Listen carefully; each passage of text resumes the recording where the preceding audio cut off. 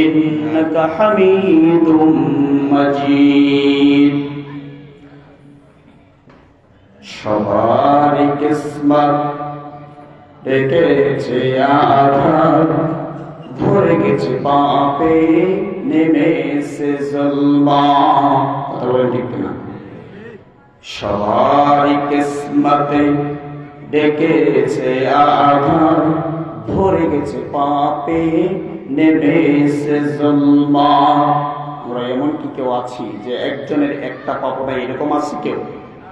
হয়তো লক্ষ্য করলে 10 দিক দিয়ে মুক্ত থাকলেও একদিক দিয়ে নয়, একদিক দিয়ে আমাদের একটা না একটা পাপ আমাদের আছে। কথা বলেন ঠিক কিনা? হয়তো কেউ সুদের সাথে জড়িত, অথবা কেউ ঘুষের সাথে জড়িত। এটা না থাকলে হয়তো বা 5 ওয়াক্ত সালাত আমরা করি না, অথবা কেউ বা বিভিন্ন অজুহাতের মাধ্যমে রমজান মাসের সিয়ামকে ছেড়ে দেই, অথবা কেউ অন্যের জমি সম্পদ নষ্ট করে ভক্ষণ করি, অথবা কেউ বোনের সম্পদ আজও পর্যন্ত দেয়নি, বোনের চোখে ঝরঝর করে পানি ঝরে। কেউ না কেউ আমরা, কেউ পর্দার অন্তরে মা বোন রয়েছেন, আমরা হয়তো বা পর্দার বিধান ফরজ পর্দা তবুও করি না। এরকম হয়তোবা হিসাব করলে আমরা কেউ পাপ থেকে মুক্ত না, সবারই একটা না একটা পাপ রয়েছে। কথা বলে ঠিক কিনা? এই জন্য বলছি সবারই কিসমত ডেকেছে আধার, ভরে গেছে পাপে, নেমেছে জুলমাত। সবারই কিসমত ডেকেছে আধার, ভরে গেছে পাপে, নেমেছে জুলমাত। কোরআন হাদিস সব ভুলেছি আমরা, ঠিক না?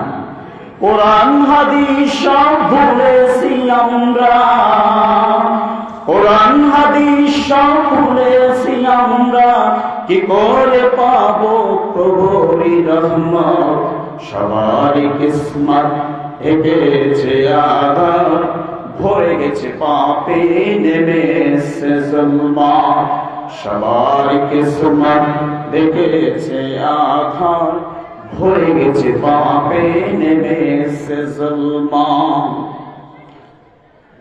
ভুলেছি আদম, ভুলেছি ইহসান, ঠিক কিনা?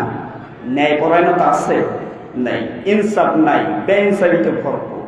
ভুলেছি আদম, ভুলেছি ইহসান, তারি ভয়েতে তাদের জমিন আসমান, কি করে পাবো সেই প্রভুর রহমত?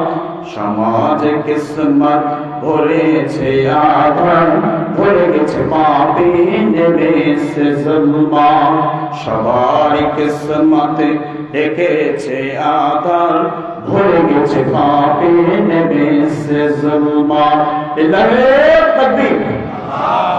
আওয়াজ বাড়ে নাই। অনেকগুলো লোক আছেন, আরেকটু আওয়াজটা বাড়াতে হবে। যতগুলো লোক আছে